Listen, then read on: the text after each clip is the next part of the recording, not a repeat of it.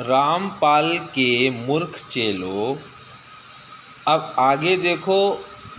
जो मुनिंद्र मुनिंद्र चिल्लाते हो कबीर है कबीर है कबीर है, वो कबीर नहीं थे। जब हनुमान राम जी के पास गए तो इस घटना के बारे में बताया, तब राम जी ने कहा वह मैं ही गया था तुम्हारे पास, जो मुद्री तुम वहाँ छोड़ो है देखो मेरे कानी उंगली में है। समझे मूर्ख नंदन लोग।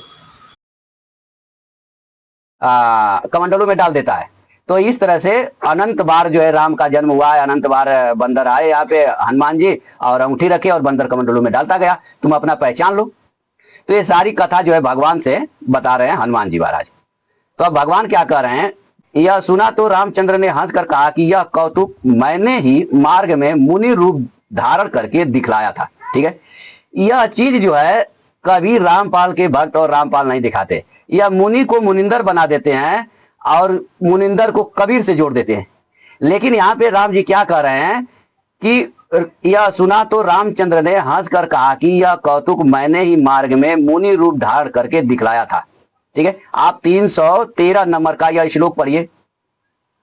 यह काम मैंने तुम्हारे गर्व को छुड़ाने के लिए ही किया था। यह देखो, जिस मुद्रिका को तुम ले आए थे वह तो मेरे हाथ की कनिष्ठिका अंगुली में विद्यमान है। ठीक है, 314 नंबर श्लोक पढ़िए।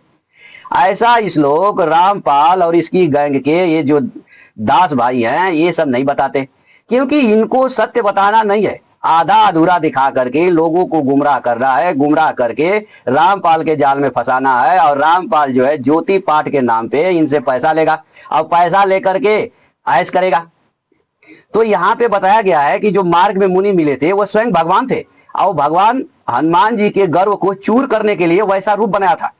ठीक है, तो आगे हम 15 में पढ़ते हैं क्या लिखा है कि राम के हाथ में राम की अंगूठी देखी तो गर्व छोड़कर हनुमान ने नमस्कार किया और उन्हें साक्षात विष्णु माना।